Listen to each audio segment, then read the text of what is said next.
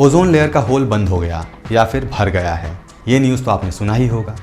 Lockdown के दौरान pollution level में भारी गिरावट के कारण ऐसा संभव हो पाया है and that is obviously very good for us as well as other creatures on this planet. तो आज के एक्सपर्ट गाइडेंस के वीडियो में हम ओजोन लेयर से रिलेटेड सारे पहलू को देखेंगे जो कि आपके एग्जाम पॉइंट ऑफ व्यू से बहुत इंपॉर्टेंट है।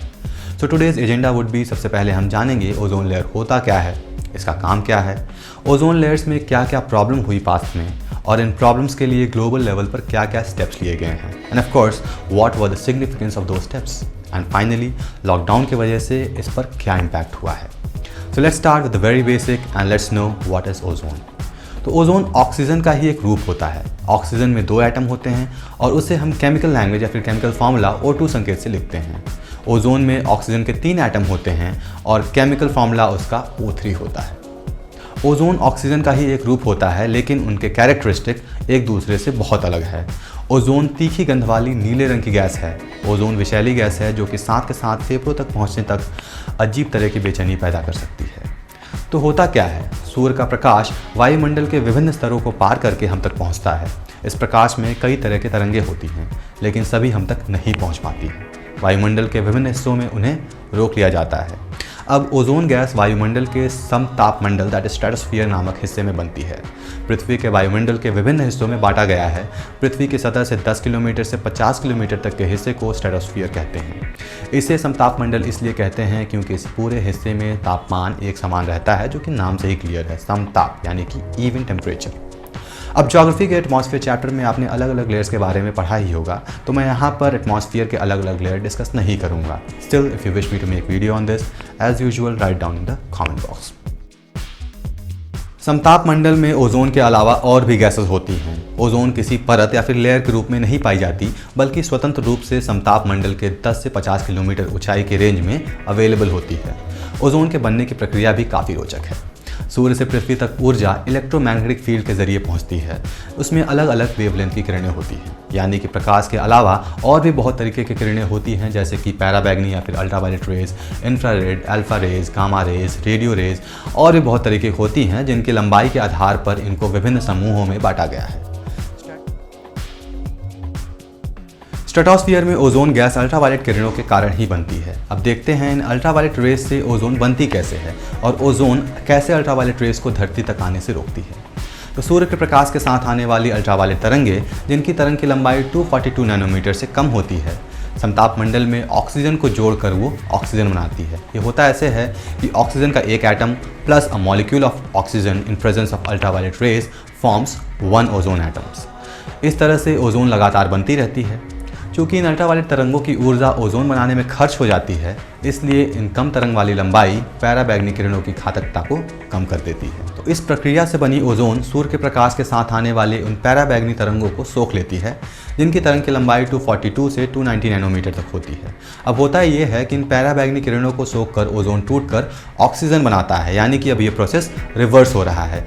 अब यहाँ पर एक ओजोन का एटम प्लस और in presence of ultraviolet rays forms oxygen. यहाँ महत्वपूर्ण बात यह है कि जिन पैराबैग्नी तरंगों की लंबाई 242 से 290 नैनोमीटर है, वो हम सब के लिए घातक होती है। इनके अलावा भी अन्य अल्ट्रावायलेट रेज होती हैं जो कि धरती तक पहुँचती हैं, but they are not harmful for us. इसीलिए कोई इश्यूज़ नहीं होती हैं और वहाँ पर मैक्सिमम जो हमारे लिए घातक अल्ट्रावायलेट रेज होते हैं वो एटमॉस्फेयर में ही सोख ले जाती है in process of formation of ozone और in process of formation of oxygen from the ozone. अब हम देखते हैं ये अल्ट्रावायलेट रेज हमारे लिए हार्मफुल कैसे हैं। तो पैराबैग्नी तरंगों को शरीर तक पहुंचने के कारण खसरा, माता, चमड़ी का झुलसना तथा कैंसर जैसे खतरनाक रोग हो सकते हैं। आंखों से संबंधित विभिन्न रोग भी हो सकते हैं और ये तरंगे सिर्फ मनुष्य के लिए ही हानिकारक नहीं हैं। इन तरंगों का प्रभाव पेड़ पौधों पर भी पड़ता है और कई एनिमल्स पर भी पड़ता है।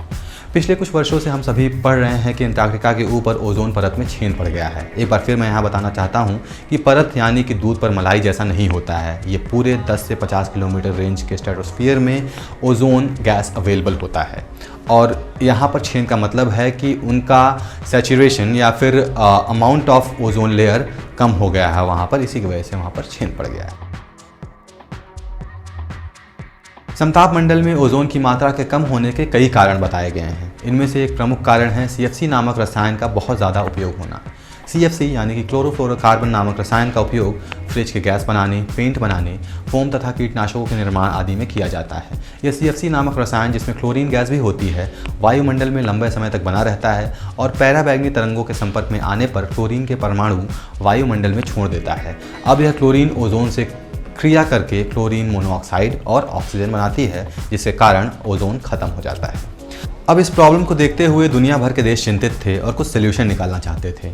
ओजोन क्षरण के मुद्दे पर अंतर्राष्ट्रीय समझौते हेतु अंतर सरकारी वार्ता ईयर 1981 में प्रारंभ हुई। 1985 में ओजोन परत के संरक्षण के लिए वियना में एक विश्व स्तरीय सम्मेलन हुआ, जिसमें ओजोन संरक्षण से संबंधित अनुसंधान पर अंतर सरकारी सहयोग, ओजोन परत का सुव्यवस्थित तरीके से निरीक्षण, क्लोरोफ्लोरोकार्बन गैस की निगरानी और सूचनाओं के आदान प्रदान जैसे मुद्दों पर गंभीरता से चर्चा हुई। इस सम्मेलन में मानव स्वास्थ्य और ओजोन परत में परिवर्तन करने वाली मानवीय गतिविधियों की रोकथाम करने के लिए प्रभावी उपाय अपनाने पर सदस्य देशों ने प्रतिबद्धता व्यक्त की और फिर आगे एक और प्रोटोकॉल बनाया गया, जिसको हम मॉन्ट्रियल प्रोटोकॉल के नाम से जानते हैं। अब देखते हैं क्या है ये मॉन्ट्रियल प्रोटोकॉल। तो संयुक्त राष्ट्र के तत्वाधान में ओजोन परत में हो रहे क्षरण से उत्पन्न चिंताओं के निवारण के कारण कनाडा के मॉन्ट्रियल में 16 सितंबर 1985 को विभिन्न देशों के बीच एक समझौते पर हस्ताक्षर किया गया, जिसको मॉन्ट्रियल प्रोटोकॉल कहा गया। इसका क्रियान्वयन 1 जनवरी 1989 को हुआ और इसमें माना गया कि ईयर 2050 तक ओजोन परत को नुकसान पहुंचाने वाली तत्वों के उत्पादन पर नियंत्रण कर लिया जाएगा। इस सम्मेलन में यह भी तय किया गया कि ओजोन परत को नष्ट करने वाली क्लोरोफ्लोरोकार्बन गैस के उत्पादन और उपयोग को भी सीमित किया जाएगा। भारत ने भी इस प्रोटोकॉल पर हस्ताक्षर किए और ईयर 1990 में मॉन्ट्रियल संधि पर हस्ताक्षर करने वाले देशों ने ईयर 2000 तक क्लोरोफ्लोरोकार्बन और टेट्राक्लोराइड जैसे गैसों का उपयोग को पूरी तरह से बंद करने की शुरुआत की थी। So this is Montreal protocol. और अभी हाल ही में कोरोना वायरस की वजह से लॉकडाउन हुआ, जिसका एकमात्र बेनिफिट ये हुआ कि nature started healing itself and the result are in front of us that ozone layer is healing and the hole is almost close. So that's all for today's video. I hope आपको ozone layer से related सारे facts समझ में आ गए हैं. Still, if you have any doubts, you can always ask in the comment box.